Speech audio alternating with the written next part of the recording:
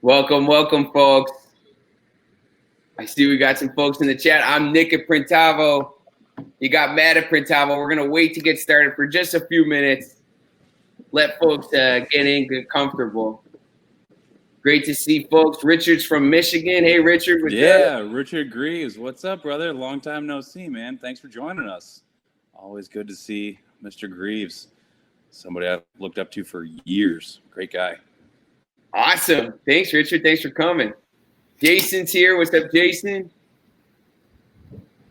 We got Luke on the screen. Oh, he's gone, but he'll still be hanging around. Luke's helping us in the chat. Luke's our content manager at Printavo. So claps for him. Who else we got here? Jason, where are you from? We'll get you a squeegee keychain for sure, man. Yeah, just shoot me an email. Nick at printavo.com. Really easy. We'll get you one for sure. Can I get one of those? To put? Okay, I'm going to email nick@printavo.com too. I work here. I don't even have one of those squeegees. Give me one of those. Sure can, Matt. We can get you one of those, no doubt. We actually found somebody's keys because they had a Printavo squeegee on it. Nice. They were at a park. You notice those. You're like, I'm going to take care of these now. Fellow printer. We got to look out for our own. That's right. It's key insurance. Just one more minute here before we dive in. Feel free. We got 22 people here. Tell us where you guys are from. You can tell from the way I'm talking. I'm from Chicago. I live out in Glendale now, though. Glendale, California. Matt's out in Chicago. Where are you guys from? I don't have the accent like he does, but I'm also from Chicago. But I can turn it down a little bit if I need to.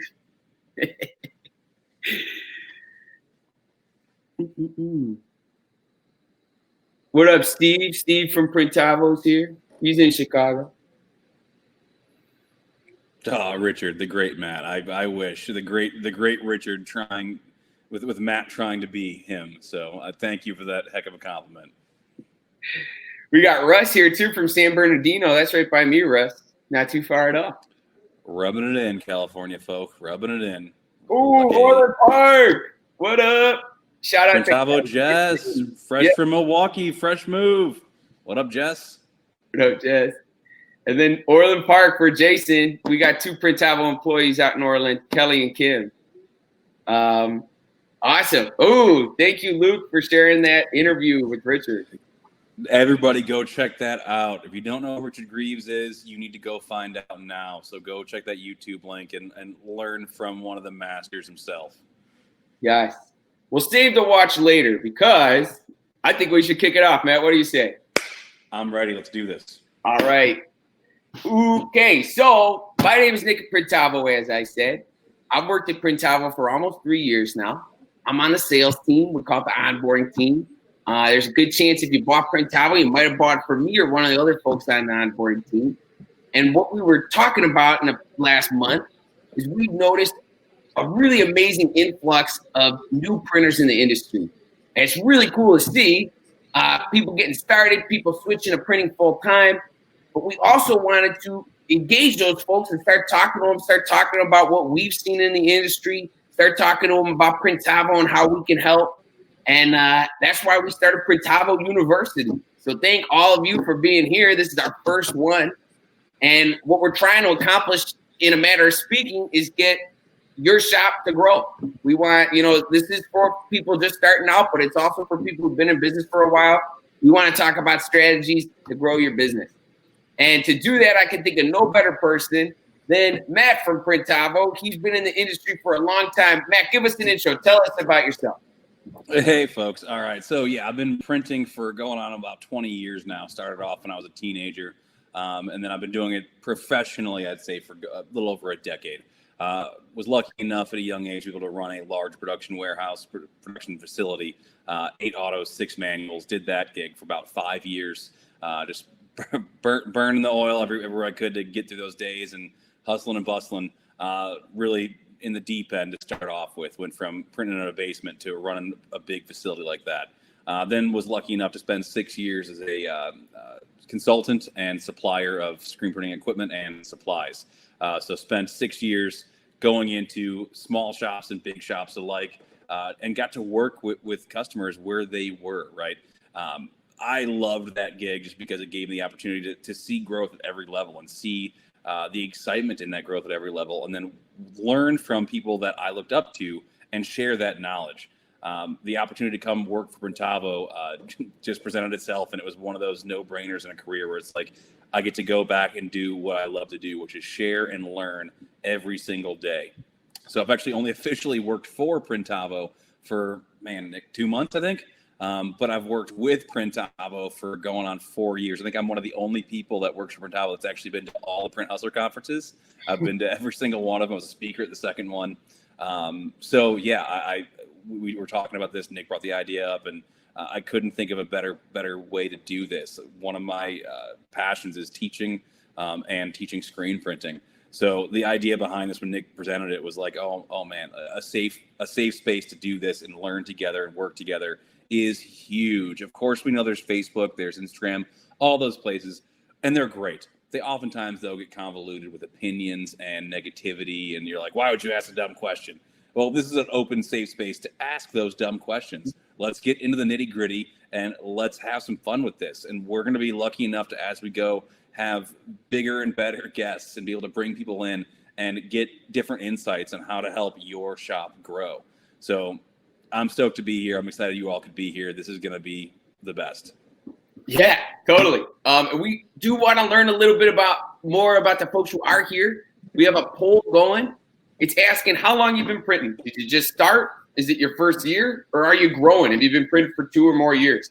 We'd love to hear your answer to that. It looks like it's in the chat, so pop over if you can. But Matt, with all that in mind, it sounds like we worked at shops, big or small.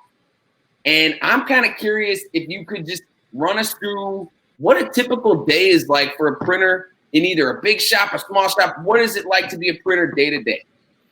Oh, man. Well, the one thing that I will tell you have in common, whether you run a small shop, you're the only one there, or you run a large shop, is you're busy and you're pulled in a million different directions, and you have to really get good at hitting a fork in the road and just going left or right and committing to it. So if you're a small shop, a lot of times what that day looks like is you're just batching different processes, right? So a lot of times I work at small shops, they might have, okay, maybe I only print on Wednesdays and Thursdays, and then Friday's a full cleanup day, and then Monday is a sales day, and they go about it that way. A lot of people like to not do large batches, like to have micro batching. They might say, like, the first thing I'm gonna do in the morning is get on my emails, respond to emails, do some quotes. Then I'm gonna go ahead and spend an hour making films. Then I'm gonna image those screens, and then I'm gonna end my day with 2 hours of printing and kind of do a loop like that. Either way, you're incredibly busy. It doesn't get a whole lot better per se when you get to be in a larger shop. So I've been lucky enough to run a few shops, and it's great. You're pulled many directions too. Instead of having to be like, okay, I have to go over here and do some reclaiming today, it might be, I have to go over here and fix the schedule to make sure it's profitable to cover payroll, or I've got to go work with an employee to figure out an issue they're having, or I've got to go figure out how to cover so-and-so who called off today, right? So either way, it all comes down to, if you're running a print shop, big or small, you're getting really good at being fluid, being able to kind of roll with the punches and react appropriately to get things done. And I've seen shops that are run by guys that are phenomenal at this, and I've seen large shops that are run by people who are not good at this. And you can really feel that difference in the culture too, based on how well they are at taking a punch and being resilient to come back with positivity and still getting things done. Totally. It sounds like your passion for printing is really clear. So I'm going to ask you a hard question. What's your favorite part? What's your favorite part about printing and running a shop? Why have you been doing this for 20 years? Hard question. That's the best softball I've ever seen in my life. Thank you. My favorite part about screen printing is honestly just the physical aspect, right? It's so easy to get stuck in the mindset of like, oh, I'm just printing some shirts for so and so. Well, that can be the case, but you're also an artist, right? Maybe you're not the one who actually penned to paper or stylist to tablet nowadays, right? Maybe you're not that person that did that, but they're entrusting you with what their mind's eye has seen to actually put that ink to substrate and create a tangible in the 3-dimensional realm, right? If you're looking at a monitor, they made a design that's in 2D that looks great, but what's that going to look like when it gets onto the shirt? What's that real tangible? What's that what's that physical art piece look like? So getting to be a press operator or be a screen printer is an artistic avenue, right? You're the one that has to make that look good. Your decisions when it comes to your screen count, your squeegee pressure, your speed, your angle, the durometer, all those things greatly affect what that finished print's going to look like. So end of the day, you are an artist, whether you think you are or not. So for me, the best part about screen printing from day one till today is having that pride in knowing I'm making art. That's awesome. I was talking to Matt earlier in the week. Matt, do you have any prints that kind of really exemplify that? Is there any particular shirt in your mind that stands out as an example of that? So I've been lucky enough to do a lot of really, really awesome art prints. They don't stick with me the same way as the ones I'm going to show you. So I've done a lot of really, really high-end 14, 15, 16 color sim process. The shop I used to run was really, really well known for incredible 4-color process work, which for those of you who've done that know how much of a pain that can be on top of underbasing. But the shirts that for me still stand the test of time for, like, I am probably the most proud of those are getting to print these bad boys. Back when the Hawks won, I've got a couple of them, right? These things are from 13, I think. So getting to print these, it's one of those things where still to this day, I'm walking down the road and I see somebody wearing them, right? Is it a chance it might have come from another shop, but not likely in Chicagoland, right? I was running one of the larger contract shops in Chicagoland with Adidas in-house, and we had the game on, we're watching it, we're set up on press, just waiting for the go-to to print those. So getting to be a part of what turned into like a 30-hour workday for me without going home or getting any real sleep at all is still one of the most memorable experiences of my life. Being able to be a part of that Chicago culture, right? The Blackhawks, the boys, they did it. So and I got to do it more than once because we had such a great team, right? The third time they won, I was no longer running that shop, so I got to actually watch the games and be like, oh yeah, and then have a couple drinks as opposed to being like, oh yeah, get to work. But still to this day, I have such pride in knowing I got to be a part of that experience in my city, my town, and be a part of it. So they still, that's why I've still got them. I'll never get rid of them. Hey, no, Matt, I'm a Hawks fan, and I know that logo, has like, what, 7 colors in it? It's a nine. So how'd you do that? Well, so yeah, that logo, there's 9 spot colors in there. So yeah, it's a great question. I mean, traditionally you have to have a press big enough to do that, right? I got creative. And so what I actually did is on the automatic press, I went ahead and I took 2 smaller flood bars, put them in there, leaving a little bit of a gap in the middle. And then I just cut out a little notch in that squeegee, built a tape bridge, and then I could actually do the feathers in the headdress. And I could put a Pantone here and a Pantone here and have them be able to print at full capacity without them ever mixing, and by notching out that squeegee and flood bar. So I was able to knock out all the feathers 2 at a time per one screen, which if I was doing a standard run, I wouldn't have cared so much for that. I had presses big enough to do that. But when you're trying to crank out thousands and thousands and thousands per hour, and you've got semi trucks pulling up, waiting for their 10,000 pieces to go to the sporting goods store to be sold the next morning, and it's 1 a.m., you've got no options but to think outside the box and get things done, right? So yeah, that's actually a really good question. We had some presses big enough for the 9-color spot color. Then I had presses that were not big enough, and I still made sure to get a 9-color print off those presses to keep them turning and burning. Yeah, very cool. You can kind of see that correlation between having to do the art and having to do the practical, jumping around, being nimble, being ready to do for anything in just that story. So yeah, that's really interesting. I feel like a lot of folks watching might not be, ready for printing a Hawks shirts just yet. Let's not just only talk about the roses. What are some of the thorns? What's your least favorite part about managing shops and making decorated apparel? So the least favorite part, or I think the hardest part, the pain point, right, is managing the expectations of the customers, right? That oftentimes doesn't really matter what size shop you are, big or small. That tends to be one of the harder pain points. So there's that whole saying, right? The customer's always right. Well, when the customer needs to think he's right, the customer is right. But oftentimes the customer is uneducated and blissfully ignorant to what goes into most things. So the hardest part, I think, is learning how to really manage those expectations and make sure your customer is taken care of appropriately when they need to be taken care of, and managing what they are expecting out of you to match what you're capable of actually doing. If that makes sense. That makes sense? It does. I want to find out more about that. So you said how you make sure you're doing what you're really doing. I guess if there's like one thing you've learned in all your experience that you know now, and you could tell somebody starting out, what would you tell them? What have you learned that you could share to a new? That's honestly probably an easier one than it should be too. The number one thing I think everyone needs to learn how to do is how to say no. Right. So when a customer's expectations are unrealistic or you're setting yourself up for failure, you've got to learn how to say no. We don't want to turn away business by any means, right? Especially if you're a new company and you're starting off and you want to say yes to everything because it's the difference between getting a paycheck or not sometimes, right? Well, when you're new, you've got to say yes a little more frequently. But once you start developing good clientele, good user base, and they're coming back for shirts more frequently, you need to make sure that you're cutting the ones that are not easy to work with, right?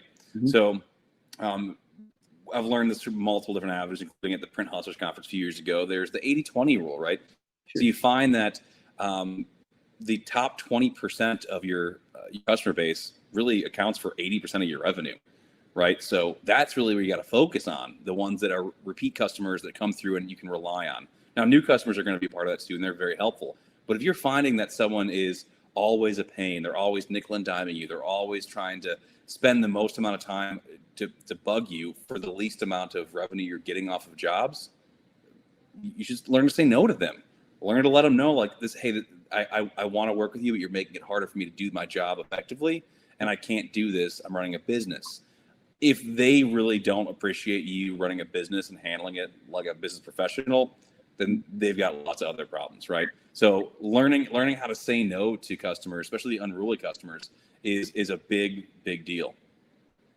Yeah, so learning to say no sounds like a crucial skill, and you've kind of hit on this a little bit, but I'm kind of wondering, how do you learn what to say yes to? How do you learn what your niche is or what you should focus on? Yeah, that's a great question. So learning how to say yes and no kind of goes off of like what pillars or what foundation do you have as a company or as a print shop, right? So right or wrong, what I've always kind of talked about is a print shop can realistically be one of three things. Now, those three things are going to be the fastest, the cheapest, or the best, right? Pick one, that's your pillar. Pick another one that you want to work toward, know you're never going to really achieve that, right? Now, this is not going to be like a firm foundation, like a foundation really is, where it holds the house up and that's how it is. But you need to align yourself every year or so, look at that and make sure it aligns with your customer base. So, for example, if you're going to set yourself to say, I'm going to be the best, great. Well, then if a customer comes through and they want to have a 14 color sim process job and they want it on a rush order tomorrow. Okay, well then you can do that. You can be the best maybe, but now you're talking about being the fastest. So if you're going to get that done fast, you're definitely not going to be cheap. So make sure you're accounting for that cost. Whatever that cost is going to be to keep things going later in night, do all those things, make sure you're accounting for that cost. Also, decide if that's what you want to do. If it's not what you need to do, then don't do it. Let them know, hey, I take pride in the work I do. I want to be the best. I know that I can make this print the best, not by tomorrow, right? And if I'm okay with it being bad. Well, I'm not okay with my quality being bad, so no thanks. Or, okay, that's fine. Then we're going to go ahead and get it out tomorrow, but it's going to cost you, right? So make sure you figure out which one of those three things you really want to be, and then own that. Now, that goes without saying as well. If you're new and you're saying, I want to be the best, but then you're finding that your clientele that's coming through, they only need 2-3 spot color stuff and they need it for cheap. Well, then you're not really aligned with what the needs of your area are. Now, it doesn't mean that you can't be. It just means that you need to do some more work on your end to get the customer base that works with what you're aligned to try to do. So if you set I want to be the best and everybody wants just fast, well, then figure out, am I in the wrong location for what I want to get done? Am I marketing to the wrong people? How do I adjust that flow to make it make more sense? Or maybe you're wrong, right? Maybe you're going to have a lot more success not being the best, but being pretty good, but being the fastest, right? So then charge for that. You can be really fast. If someone comes to you wants a 14 color, you're like, that's not what I do, but dumb this down a little bit to a 3-4 color. I'll have this by tomorrow, right? So make sure you align what you're trying to get done with what you have the opportunity for in your area. Don't feel like you have to pigeonhole yourself, though. Go with your gut and what you really expect your growth to be and where your passion lies. But don't be so hard-nosed that you also refuse growth, because maybe you need to look backwards and look in the mirror a little bit and decide what is the best for my shop and my growth. Yeah. It sounds like it's a push and a pull. Like you said, you're evaluating it every year, but it also kind of reminds me about what you were saying at the top, where it really feels like you have your feet in the artist sphere and your feet in the sales sphere. And I, as a sales professional, I'm more on the sales side, but it seems like that pivot day to day can be kind of tricky. I guess it definitely is. I mean, those are competing parts of the brain, right? So, I mean, anybody who owns a print shop, decorated apparel shop, they're dealing with both those sides of the brain that are going to be competing at all times. And I always make a joke that I liken a good owner of a shop as a high rise tightrope walker, right? Because they're just having this balancing act of like keeping the customers happy, keeping things going. It's challenging. Anybody who's not challenging is lying or not successful because they haven't gone through the struggles, right? So it's definitely challenging. Those are very competing parts of the brain, but that's also what makes it fun, right? You've got every day there's new challenges that you get to figure out how to fix, and eventually you start getting pretty good at making those judgment calls they get thrown at you. Yeah.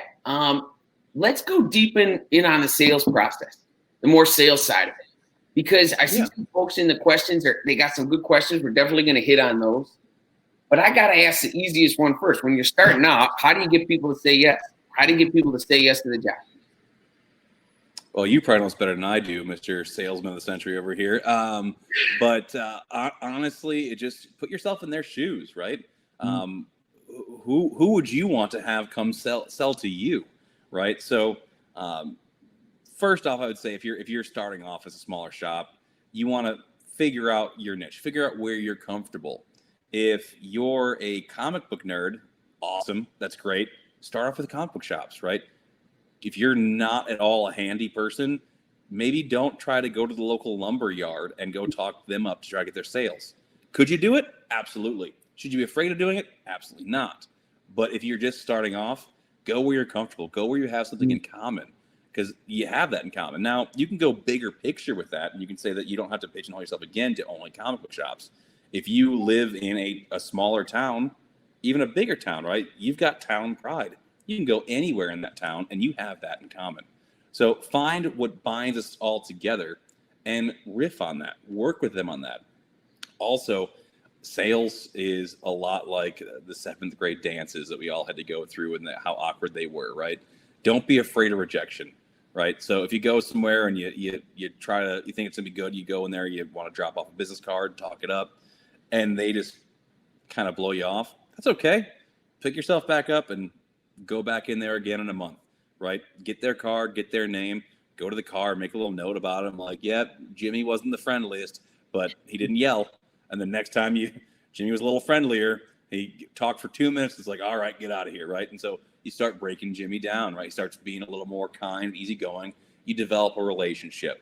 This is all about friendships and relationships, right? You want to actually trust somebody that you're going to give money for a process for. So building those relationships is really, really important. So I would say just put yourself in their shoes and try to find a way to align who you are with who they are. Let them talk. That's a huge thing. As you can tell, people love to talk about themselves, right? So give them the opportunity to talk about themselves. if you are that comic book nerd and you really do want to go land that lumberyard contract, go over there and ask them questions. Get them excited about what they do and let them share their passion with you. You're going to learn some things, which is a huge, huge benefit. Silver lining, right? You get to learn something new. But then they also remember that you were excited about something they're excited about. You're developing the relationships. Now, you're leveraging those relationships later on to help both of you make money, but you're also building a real solid relationship. Yeah, totally. It's the relationships. And one thing I just want to highlight from what you said is it's also following up. Like, you go to the comic shop and the guy's rude the first time, but you go and he's nice the second time. It's because you got to go more than one time. You know, nobody's going to remember that you're printing custom apparel if you just tell them once, but they're going to remember if you tell them 10 times. And then maybe on that 10th time when you tell them, you hit them up on the day they happen to need it. So it seems that is so true. I had years of doing the road work of going into print shops, and I mean, if I drove by a shop that I didn't know existed before, and I saw it there, I'd slam on the brakes, make the U-turn, and go in there. I'm like, hey folks, how you doing? This is what I do. This is what I sell. Oh, we don't need it. Okay. Like, okay, I'll keep trying. They send me back out.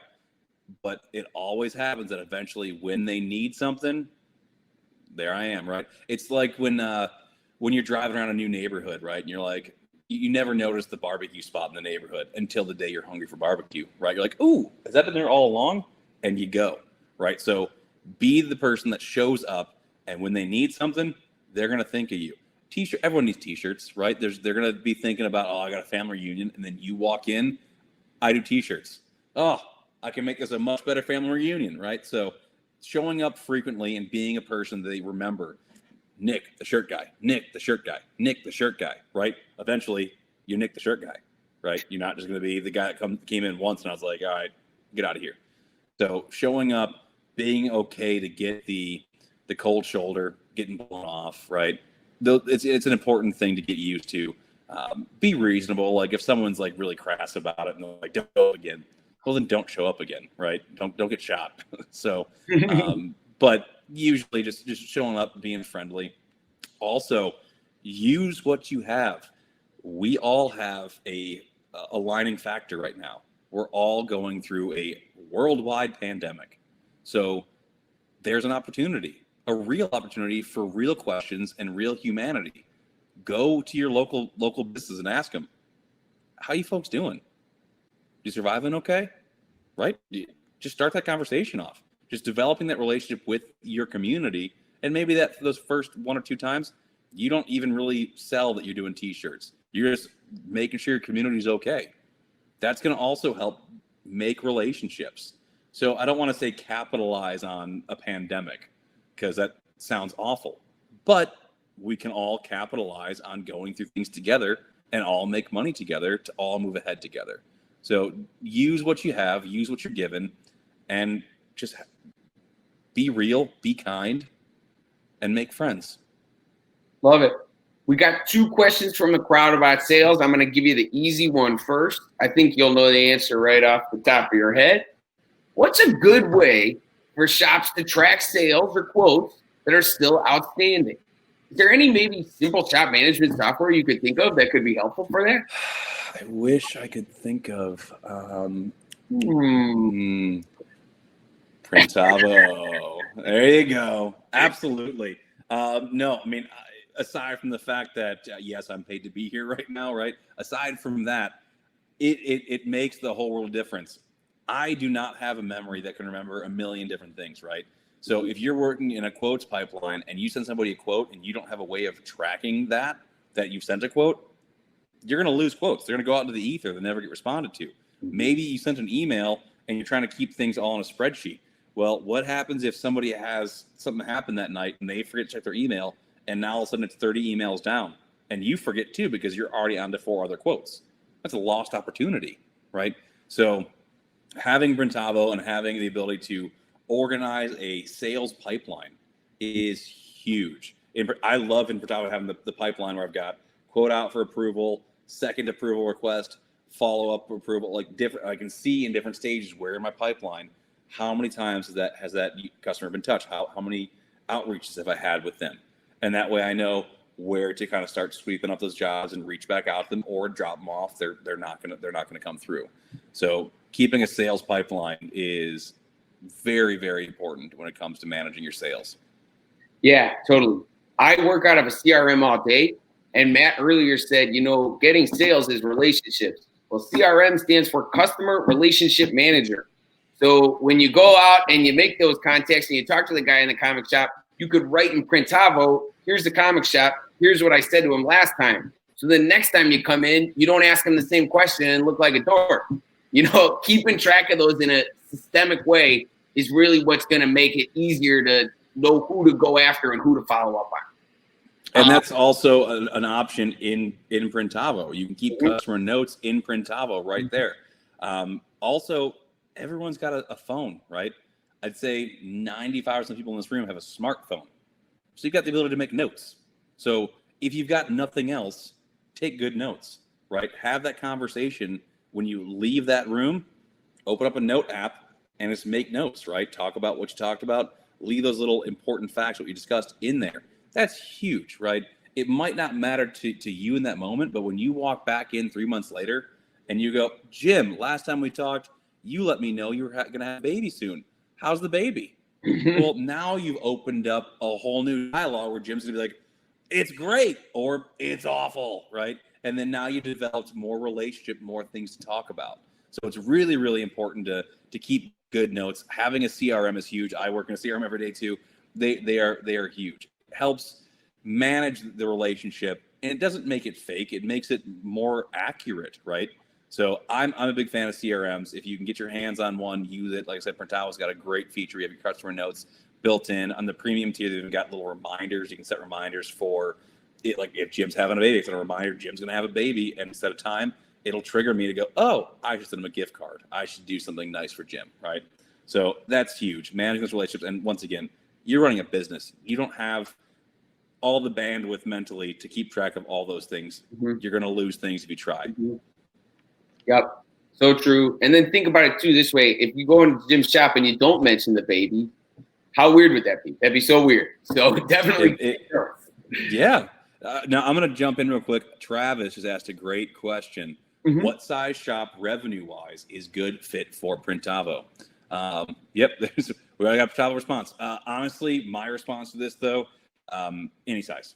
And the reason why, I've got some shops I work with that one-man shops, right? And they're on Printavo Premium. They're paying the full kit and caboodle, and they're a one-man shop on a manual. But what does that do, right? That gives them the opportunity to get almost 2 people's worth of work done with one person, right? So that difference they're paying to have the premium account is saving them the ability to have to hire another body, which that costs a lot of money. We all know that labor is very, very expensive. So having that in there saves them the ability to have to hire that person and get more done. I think if you're printing at all and you've got any amount of orders coming through, Printavo is something that is good for your shop. Now, if you're thinking, it's going to be a little too tight if I can pull it off, challenge yourself. Use that as the motivation. I got to cover my Printavo membership costs every month. I'm going to go hustle to make sure I cover that. Where there's a will, there's a way, right? So honestly, I think any size shop can benefit and really will benefit. And the sooner you start off, the sooner you're developing really good habits to run your shop. You're using QuickBooks, right? You're using Printavo. You're managing the process. You're managing the customer relations. You're starting off, you're planting a little forest of good, healthy seeds. That way, as you grow, you continue to flourish, as opposed to having to maybe bootstrap it and have it done in a million different ways, that as you grow, you've not got to spend time going backwards to adjust those processes to make them more successful. Now, yeah, totally. It's much easier to start a process than to go have to rip it up. Now, here's a question that I want to touch on. It might even be its own subject for a webinar, but Marquise is wondering, when is a good time to hire a sales rep? We're talking about Printavo maybe taking some of the burden off, but when would be a good time to hire someone solely focused on bringing new orders in the door? Great question. That's going to all be dependent upon the shop. If you're a shop owner and you're not good at sales, that's a problem, right? You're not going to have business coming in unless you have sales. So at that point, I would say now's the time, right? Now, if you are a shop owner who's already good at sales and you're kind of the main person in sales, well, then maybe you can wait a little bit longer, or you can also look at leveraging relationships you have in networks. So when hiring a salesperson, I really like to think about, instead of hiring, why don't you leverage your network, right? So we all have friends, we all have Facebook, Instagram, all those things. Go talk to the people who seem to always be in the know, always seem to be like up in it. They're always, like, you see them, they're living their best life on Instagram, right? Mm-hmm. And you're friends with them. Reach out to them. Let them know, hey, I got my business. I'm trying to grow it. You seem like you know the people. Why don't we work on a connection here where you bring work in and I give you a percentage of the profits, right? So now you're doing a profit sharing opportunity where you can say, hey, you get the work for me. I give you 30% of the profit. And all they have to do is be who they are and go out and talk you up. There's lots of ways to hire salespeople or to leverage your network of who you know to help bring work in. And yeah, there's a great podcast about hiring your first sales rep that Luke was kind enough just to drop right there. I definitely recommend listening to that, Marquise. Yeah, totally. And I think Matt hit on something really good that I don't want to get lost in the shuffle there. It's okay to do a profit sharing, to pay on commission only. You know, that might actually incentivize them to bring more orders in the door. So absolutely. Yeah. And in the world of constant side hustles, that's perfect. A lot of people don't have the ability to take a full-time job, but they got the ability to work a couple extra hours to make a couple extra bucks. Exactly right. Okay, so with sales, let's say we got it. We won the deal. We got the order. So tell us, we got the order. How the heck do we charge for this thing? How do we figure out how much it's going to cost to print these shirts? Yeah. So I get this question a lot too. There's a few answers to this, I guess. So the right answer is figure out your cost, right? So the full right answer is you look at what it costs. Now, if you've already been in business for a while, this is a lot easier than it sounds. Take your last month, your last quarter. The longer the time, the better. If you can go with a year, even better. So figure out what your actual overhead cost was. Everything, your supplies, your brick and mortar, your electric, everything, right? And then divide it by how many shirts you printed. There you go. Now you know what your per shirt cost is. Now, if you don't have that much data to dive into, it can be a little bit harder. So what a lot of shops do, and it's not necessarily right, it can come back to bite you, but if you're just starting off brand new and you don't know where to go, there's options like hiring consultants. There's great people out there that'll help you do that. I'm sure Richard Greaves would be happy to help you out with that. People like myself would be happy to help you out with that. There's a lot of people out there that are good at these things that can help you actually figure out those costs for your shop. But if you just, you know what, I'm just bootstrapping this right now, I want to get started. What a lot of shops do, and like I said, I want to really emphasize this is not the smartest way to do it, but it's a very popular way, and it usually is a good stepping stone. Mm-hmm. Find out what your competition costs, right? Go look at them, figure out, once again, what is your pillar? The fastest, the cheapest, or the best? And then find the people who are around you that do that and are the same pillar, right? If you're trying to say that you're the best, you don't want to go match your pricing to the cheapest, right? So figure out which pillar you are and then find the shops that are similar. A lot of times I'll see people that just pretend to be a customer or send their spouse to go get pricing list. Get a pricing list and then do some fake orders in your system. Run 10, 15, 20 orders with that pricing, just all on math, and actually do it, and see what your revenue looks like. See if you're in the net positive or what that cost is going to be, and then kind of adjust from there. Mm-hmm. You can also figure out, okay, this is where I think it needs to be. Make sure you put on your pricing guide, pricing subject to change, or even put pricing for month through month. And that way, if they were like, well, your pricing says this, but like, finish reading, buddy. It says right there, no, sorry. And that way, as you grow, you can find out where it needs to be. I always think everybody should always price a little bit higher than they are, in my honest opinion. I think it's easier to price higher, and then if someone's really, really upset about the price, give them a little bit of a discount, right? Then when they come back, they're not surprised when it's the full price. Now, if you start off too low, then you find out, I can't sustain a business like this, and they come back, and all of a sudden you're 30% more, that's a harder pill to swallow for that customer. Where we start off high, and you're like, you know what, I'm early on into my career. You seem like somebody I'd like to keep working with. I'm going to go ahead and I'm going to give you 10% off in this one or 15% off in this one. And it's also another way to build that relationship with them, right? So you can kind of get an average of pricing around you, do some math, see if it's going to work for you. And then I always say is buffer it a little bit more expensive just to make sure you're covering your base. But revisit this. Definitely revisit this. There's some great podcasts out there. There's a great one from Rock recently with Ryan Moore. Phenomenal. I'll see if possibly Luke can find that link and drop it in there too. Going into the data of what it is to print. And that's really, really important, right? Knowing what your actual print cost is. So if any of these 107 people that are in here are already running a shop that's been in business for a year or more, I definitely recommend that you spend some time to figure out what your actual cost is per shirt. It will really make a difference on how you choose to spend things. Yeah, perfect. Thank you so much, Luke, for dropping that in there. It'll really change your scope on what you're doing and why. Yeah, totally. I talk to people about this in context of Printavo and our pricing calculator, but I've broken it down. And Matt, tell me what you think about this. I think this is a good, simple way to think about it. So you're looking at two things. You're looking at parts and you're looking at labor. As you print more pieces, you're going to get breaks. You can mark up that part, this blank shirt, this nice belt canvas shirt here. You're buying it from the vendor. Don't be afraid to mark it up. I can't tell you how many shops I've talked to that said, I don't want to mark it up. I don't want. The customer doesn't know. It's covering your cost of bringing the shirt in, dealing with the vendor. Yeah, somebody's saying 30%.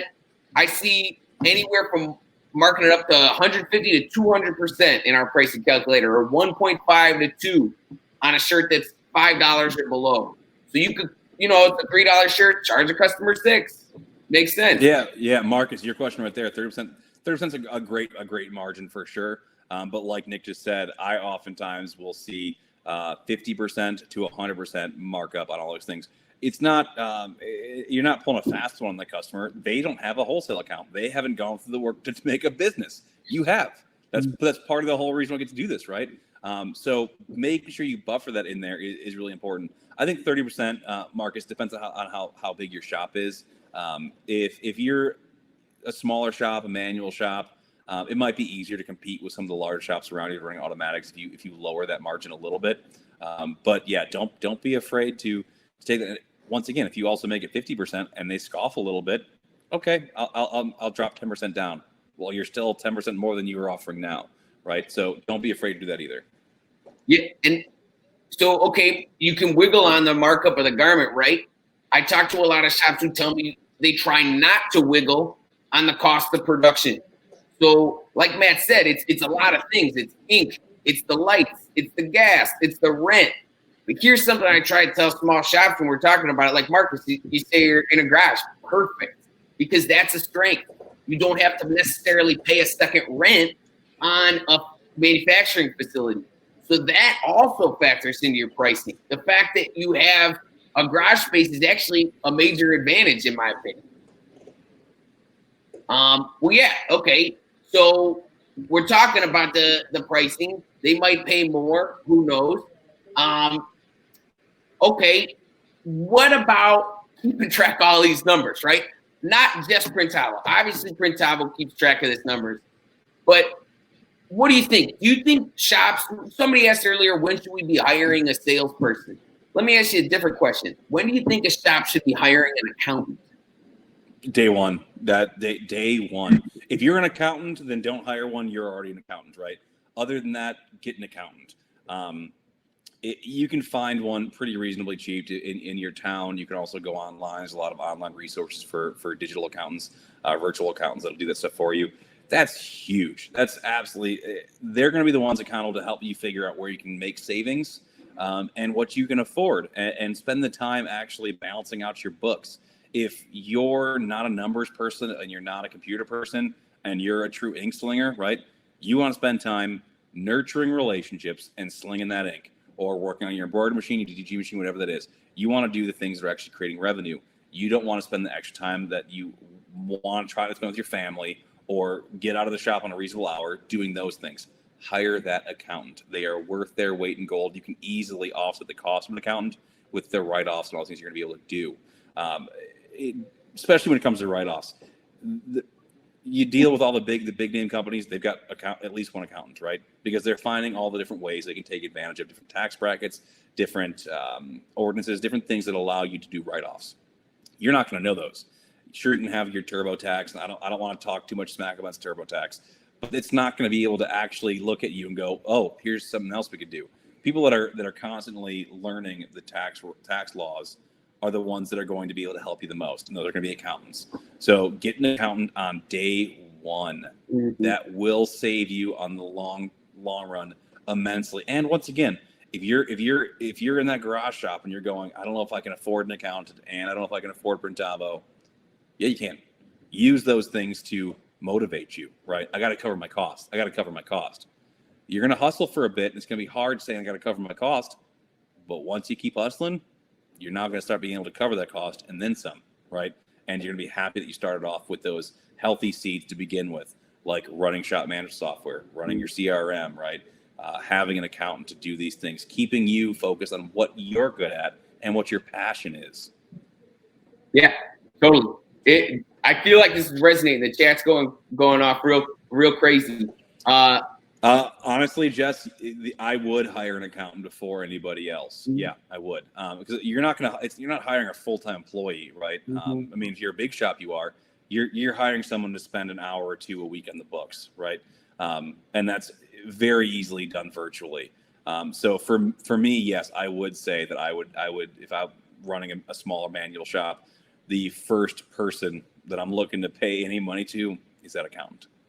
Yeah, and Bruce, I feel like this is related. So Bruce is asking, how should you be raising your prices? Should that be regular? I kind of think maybe the accountant could give some thoughts to that too. But what do you think, Matt? Should raising prices be a regular practice? Yeah, I mean, don't we have inflation as an economy happen every year? Don't we see the price of things continue to grow? So absolutely. And I think it's really important earlier on the top, I said, to make sure that your pricing guide includes what that pricing time is for. Now, maybe it's a yearly price. Maybe to say 2020 pricing right there. And then 2021 comes out and it's like, you're running my old pricing sheet. That's not going to happen. I think at least every year, you need to increase your pricing because you're also growing as a company, right? So it's every year you get better and better. Your service is getting better and better. So I also do own a small print shop. It's a manual shop. And I've had this happen to me, right? Where like early on into the print shop, it was like, okay, let's go ahead and just knock this job out. And it was very low, right? And then 5 years later, the guy comes back around out of the ether. And I was like, you still alive? Look at this guy. And he comes back with that old, like handwritten up quote, right? It's like, all right, I want this again. It's like, okay, cool. Same amount of pieces. Let me requote you. It was drastically higher. Well, what is this? That's my price. Well, that's not going to work. You did that last time for this price. Okay, well, my pillar's not to be the cheapest. My pillar is I want to be the best, and I can work on having a good turn time for you. That was 5 years ago. The print quality from 5 years ago versus now is drastically different. My overhead's drastically different. Sorry, no. That's a good example when it's really important to learn how to say no, right? It would not have helped me at all. Do I want the guy to have his shirts? Of course. Do I miss him as a customer for me saying no and him going elsewhere? No, because he's going to go beat up my competition to lower their prices and waste their time. So sayonara, right? So yeah, I think it's important to reevaluate frequently. If you say you want to do yearly price changes, but half of the year you move to another building and you bring on a new automatic press and 3 new employees, don't finish the year out. Make new pricing then, right? Make sure you can cover your overhead. You're going to get better at what you do. You're going to offer better services. I'm not saying it's going to be a giant jump, but you definitely need to make sure that you're upping your amount. Printavo, Jess, isn't it a minimum? Yeah, I think 1.3% yearly minimum for sure. I think traditionally what I've seen the most is usually about a 3 to a 5% increase year over year. Wow. Okay. Yeah, those are great numbers. 1.3 at the minimum, 3 or 5 is an average. So get your pens out. That's a good one. We're getting some other questions in the chat. We're getting close to time. I want to talk about the printing community. You've mentioned it a few times. You said, what is contract printing? Or you said contract printing. What is contract printing? What the heck is it? Why should we care about contract printing? What is that? Yeah, so contract printing has really evolved, and for the better, in my opinion. So traditionally, contract printing a lot of times was going to be a shop that only worked as a contract. So for example, the 8 auto 6 manual shop that I was lucky enough to be production manager of for about 5 years was only contract, meaning that you could not come off the street with a suitcase full of money and say, I want shirts printed. Didn't matter, right? At the time, it was still a very strict contract or direct to customer. There's a line in the sand, and you didn't play on both sides of that fence. So they had to go through either a big company that used collective bargaining to say, hey, we've got a network of 5,000 people that are all getting sales, and we're going to leverage our ability to gather sales to do collective bargaining to get a bunch of different shops to agree to do work for a lower price, right? And so that way they would basically say, I don't need salespeople. I'm just going to have them be my salespeople, and I collect the work and the money, but I make a less margin on that.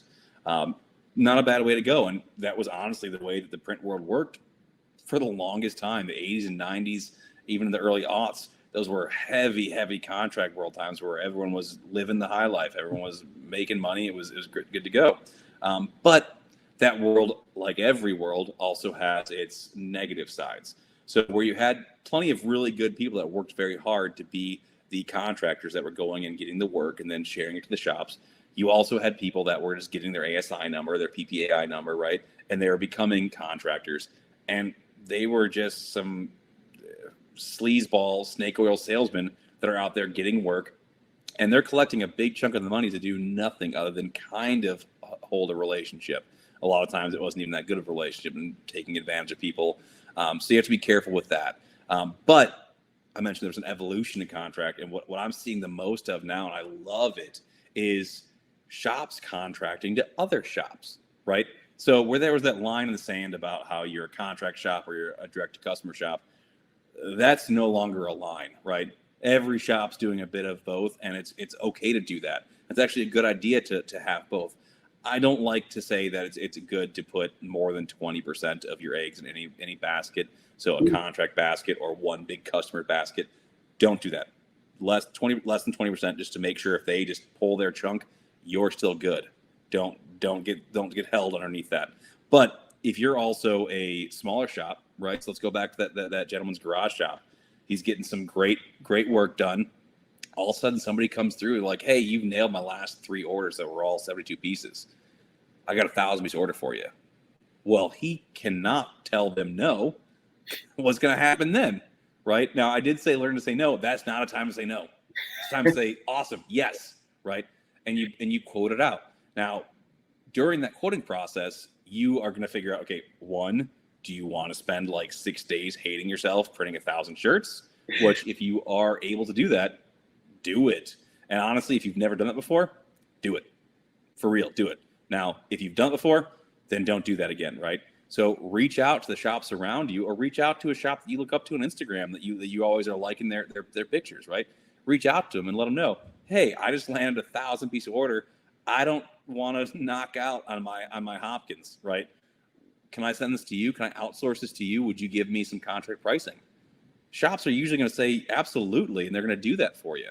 And if they don't want to do it, then find somebody else who will.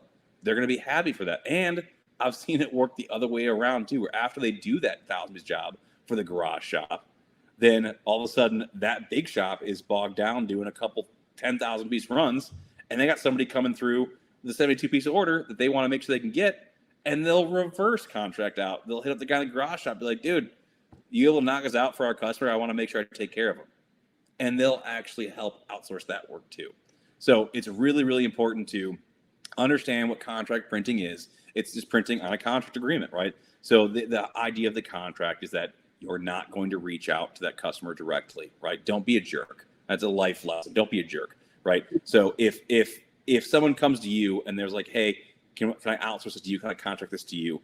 You're going to see who it's going to, all that stuff. Don't go after their business then. And that does happen. And you're going to get burnt a couple times from some bad printers. So when you learn that, all right, well, then don't be afraid to share your opinion about what that shop does when you're talking about shops people, right? It'll come back to bite them. So it's been a really fun evolution to see that line in the sand just dissipate completely, and now have shops being able to help each other and help the customer base across the board. Man, let me get in the weeds a little bit. You want to hit up a shop on Instagram or Facebook group or something like that. What's a good template? How do you say it? How do you tell them what you need to tell them? don't overthink it. Just be yourself. I mean, and everybody loves compliments. So if it's somebody you actually like, slide into the DMs and tell them, I dig your work. You guys are killer. You give me motivation every. I've met some shops that I love now, and I'm lucky enough to call friends that I haven't even met in person ever. Right? Got shops in New York, California, all over the place that I've not been able to go to, but I feel like they're family. I feel like I know them. I feel like I've been in their shops, all from just reaching out on Instagram, be like, hey, I don't know you, but you are killing it. This print is rad. Keep doing what you're doing. It keeps me motivated. That's awesome. That's true. And then they've come back and been like, dude, awesome. I had no idea who you were. Looked it up. You seem like you're awesome too. And then before you know it, you start having that relationship. I love and hate the social media world, right? Because you get loud people just making a mess and screaming things all over Facebook and Instagram. But you also have the ability to close that gap between people, right? You can bridge over any amount of land in seconds. Use that. Don't be afraid and be real. People love being real. So don't be afraid to reach out and tell them what you think and why you love it. And if they don't want to respond, that's okay. That's fine. Then there's going to be more people you can reach out to. So don't be afraid to use that and leverage that relationship then when you do need someone to outsource to. Love it. Two things there I want to point out. Matt said proactively give compliments. So before you need the contractor, give some compliments. It's that easy. And then the other thing was make sure to add some compliments. It softens the blow of the business conversations. I love the prints you just posted. By the way, I got 1,000 prints I need to make. Maybe I could come in, use your automatic. Maybe you could cut you into the money, however it works. Two good tips there. Two really good tips. We are getting closer to the end here. We want to be respectful of folks' time, but we got a few minutes left. Let's go through. There was one really good question. I'm actually going to read some of the answers from the chat. Travis asked, what are your favorite books? I've already read the Printavo book. I've already read Profit First. We got to shout out to Ryan, that book. Love that little green book. What's it called, man? I can't remember. What's it? Make it. Luke will at it. Okay. One of my favorite books is a very technical book that I had only read snippets of until our good friend in the chat here, Richard Greaves, shared it with me, a full PDF that I've been lucky enough to have, and that was Control Without Confusion, which is a phenomenal book all about the process of printing. I had some old notes of it back in the day that I kind of read through, and it's every screen print nerd's dream. It just goes through all the different variables and how to control them. I don't even know. Richard might be able to comment here. I don't even know if you can buy it anywhere anymore. But that's always been one of my absolute favorite reads when it comes to printing. There's also a really good book, just the history of screen printing, that I've got as a coffee table book. It's thick, but it's the full history of screen printing. It goes back to every iteration of screen printing from the early putting ink through leaf days. Definitely work at a history of screen printing. That is a really good book. Whenever we visit shops for trade shows or in the area, almost always you find a copy of that book sitting either on the owner's desk or it's a really good book. So other books mentioned in the chat that we should shout out: Traction. Traction, a few people mentioned. May mentioned Radical Candor, and it helps with managing a team. And then, Richard, he also shouted another book out, 2 Second Lean, and he offered the link to get it for free. So check out in the chat. You'll see 2 Second Lean, and that's a great idea too. I'll see Ryan mentioning, I really enjoyed The Subtle Art of Not Giving a Bleep. That is a phenomenal read. That is one of my favorite books that I've read in the last 3 years. It is really important. It doesn't have anything to do with screen printing or sales. It's just a life lesson, right? And the whole idea is not don't give up, right? It's learning how much to give, right? So it's obviously there's a swear in the title. So of course I was drawn to it because I'm a child at heart. But it's a really, really good read. He takes a really interesting look at how different places in the world react differently to different things based on what they've learned sociologically, right? So yeah, I definitely also love that book a lot. I've also read that one, and I think it does. Richard, yes, Control Without Confusion. He just shared that. There you go. Everybody go to that link and read as much of that as you can possibly. Richard the man, thank you so much. That it's a hard read, it's a nerd read, but it's a phenomenal read. And then Steve from Printavo also dropped the history of screen printing. Thank you for dropping that link in there too. Awesome links. Yep. And the subtle art of not giving a bleep, I feel like it can really help develop some of the long-term mindset that we've been hitting at a little bit in the chat here today. Learning how to say no is a little bit in that book. Learning how to not care about the customer who's bugging you because you're really thinking about the 5-year growth plan, the 10-year growth plan, upgrading the press and all that stuff. Maybe one more question. Maybe we have time for one more question. Is there anything we didn't touch on that folks? Oh, by the way, we're hoping for this to be a reoccurring series. So if we haven't touched on your question, no worries. We're going to look at the chat. We're going to plan another conversation coming up here soon. We got time. While we're on that subject too, real quick, we also would love feedback on when to do these, right? So we kind of chatted out and we thought, okay, maybe we should do this at 5:30 or the day ends. You stick around, you crack open a beer, and you get to hang out. Is this the best time to do this? Would you rather it be during the work day? So any comments you can give us on that kind of stuff would be huge. Then, of course, we're going to go back and look through the transcripts, and any questions that we weren't able to get to, we're going to use those as content for future Printavo universities. So please let us know in the comments if this time works, this day works well, or if you've got any better ideas on when we might be able to actually help more people be able to get questions answered. Yeah. Any last minute questions? Anyone more? You know what? I got one. I got a good one. Matt, you mentioned you started working at Printavo 2 months ago. What's been your favorite thing so far? Honestly, my favorite thing about all this is getting to learn more about more printers and learn their success story. Every shop, you can say every shop's the same because at the end of the day, there's a lot of similarities. But every shop is unique, and the story that how they got there is also unique. The best part of my career choices I've made in general, including Printavo, is the ability to share in that experience, right? I get to, even if it's on a phone call or if I get to go in the shop, I get to jump on that person's path and walk with them. Maybe it's only for 45 minutes. Maybe it's for a day, whatever it might be. That is awesome. The ability for someone to start from scratch and make something and run with it is an awesome story that everyone should hear. I'm so lucky to be able to kind of be, I like to call it a bubble hopper, right? Every shop has its own little bubble, and I've been lucky enough to be able to hop between bubbles, right? I get to look behind the curtain, right? It's like going to the car show and like opening the engine up, being like, oh yeah, look at that engine. Like I get to see the engines of everyone's print shops and share the knowledge that they're sharing with me. So my favorite part of Printavo is that this place is so great when it comes to being a sponge for knowledge, and then so happily using the knowledge that we're sponging up to give out to everybody else. So it's a cheesy answer, but my favorite part of working for Printavo is every day when I get to talk to the users. That's perfect. I think that's a great way to end our first episode of Printavo University, but not our last. Like Matt was saying, we want feedback. We want to know when you guys want to do this. We want to know what you want to talk about. I saw a little bit in the chat. Some folks are asking about vinyl. Maybe that's something we could talk about. Maybe making the transition from part-time to full-time.